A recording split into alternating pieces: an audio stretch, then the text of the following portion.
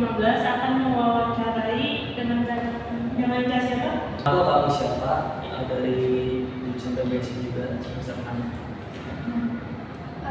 Kak, bisa nggak nih apa cerita sedikit tentang perjalanannya kakak sampai aktif di organisasi kampus ini? Oke, baik, terima kasih atas pertanyaannya.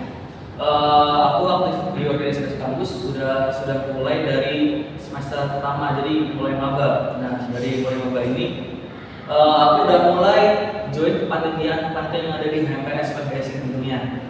Nah, seperti waktu itu aku mengikuti salah satu kepanitiaan yang ada di HMPS PBSI, yaitu waktu itu panitia budaya nasional. Nah, waktu itu dari situlah aku mulai ya bagaimana bersosialisasi dengan banyak orang, kemudian bagaimana cara kita berbicara juga di depan umum ketika menyampaikan pendapat saat rapat-rapat saat dalam rangka penyiapan acara, waktu dekat acara.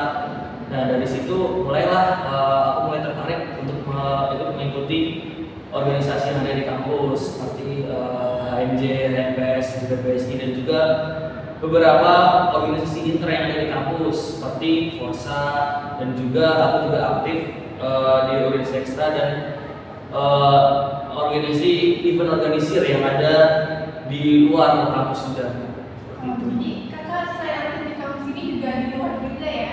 Iya, kebetulan aku waktu itu juga pernah mengikuti event organisasi dari Mata Najwa. Kebetulan waktu itu ada acara, kalau kalian tahu, acara Mata Najwa yang menghadirkan Prabowo Subianto, itu tempatnya di Perpustakaan Nasional. Waktu itu kebetulan aku juga ikut kepanitiaan yang ada di event narasi tersebut.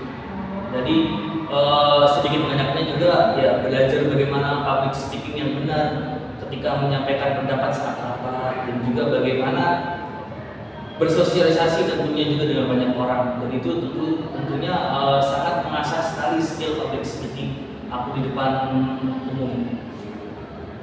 Lalu tantangan terbesar yang pernah kakak hadapi selama berorganisasi itu apa? Nah, mungkin kalau pertanyaan mengenai tantangan ya, mungkin tantangan yang terbesar itu bagaimana kita memanajemen waktu. Nah, itu yang merupakan yang kadang sulit aku handle ya, terutama manajemen waktu, bagaimana memanage antara waktu untuk berorganisasi dan bagaimana waktu untuk fokus berkuliah di kelas. Nah, itu bagaimanapun juga sebagai seorang organisatoris kita memang harus mempunyai kemampuan itu, dan tips dari aku untuk memanajemen keduanya yaitu kita bisa mampu membagi skala prioritas nih. Nah, bagaimanapun juga kita sebagai mahasiswa, tentu kewajiban utama kita pada orang tua adalah belajar. Nah, jadi kewajiban aku yang pertama adalah memenuhi kewajiban orang tua dulu. Jadi aku berusaha menyelesaikan tugas-tugas yang ada di kuliah dulu, perkuliahan dari kelas, tapi ada tugas 2 hari deadline-nya. Ya, bagaimana aku harus menyelesaikan dan tanpa menunda-nunda waktu, karena itu kalau kita ditunda-tunda itu tentu akan menghambat bagaimana kita manajemen waktu dan akan bertabrakan juga sama waktu yang kita berorganisasi. Dan itu mungkin sedikit tips dari aku. Jadi kita memprioritaskan kewajiban kita dulu, yaitu berkuliah. Setelah prioritas kita, kewajiban kita udah kita tunaikan, kita selesai, akhirnya ya kita juga bisa berorganisasi juga dengan tenang, dengan baik, sehingga tidak mengganggu kuliah kita juga.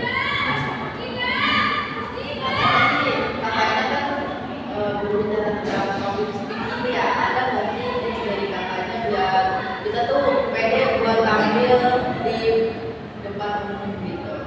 Terus Nah, oke. Mungkin kalau tips dari aku, ketika kita melakukan public speaking, kan public speaking ini banyak ya jenisnya. Ada berpidato, ada orasi, kemudian ada banyak hal yang lain juga. Mungkin tips dari aku yang pertama tuh ya, yang paling utama kita belajar ngomong di depan cermin. Nah, itu mungkin kalau kalian pernah tahu kan, mungkin itu yang paling basic ketika kita ingin belajar public speaking. Nah, kita mencoba coba nih belajar ngomong di depan cermin terlebih dahulu, dan juga kita membangun rasa kepercayaan diri kita dulu. Nah, setelah kita membangun percaya diri kita dengan cara belajar ngomong di depan cermin, setelah itu yang kedua kita bisa dengan memahami konteks apa yang kita bicarakan. Nah, semisal nih kita lagi presentasi ya. Nah, kita lagi presentasi, bagaimanapun caranya kita harus menguasai materi itu yang kita presentasikan, sehingga dengan kita menguasai materi yang akan kita sampaikan, tentu itu akan juga menjadi faktor bagaimana nanti kita akan mempengaruhi public speaking kita, jadi ngomong kita lancar, dan juga nanti kita ketika berretorika di depan orang banyak kita nggak akan gugup dan nggak akan istilahnya bingung juga seperti itu. Dan mungkin kalau yang ketiga ini tips dari aku adalah jangan takut untuk mencoba hal baru. Nah, itu yang tentunya yang banyak bagi di kalangan mahasiswa baru, ya, terutama banyak sekali mahasiswa yang merasa dirinya masih malu-malu, masih takut. Nah, itu yang akan menghambat bagaimana kita akan nanti belajar public speaking di depan umum. Nah, yang menurut aku itu kita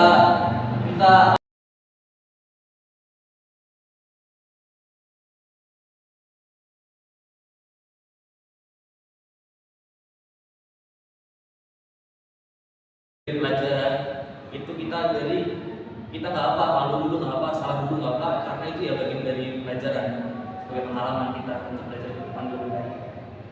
Jadi lebih banyak ini ya, pelatihan sama memberanikan diri. Ya, gitu. Selanjutnya, apa sih Kak manfaat utama yang Kakak rasakan setelah aktif di organisasi, khususnya dalam berbicara atau menyampaikan pendapat?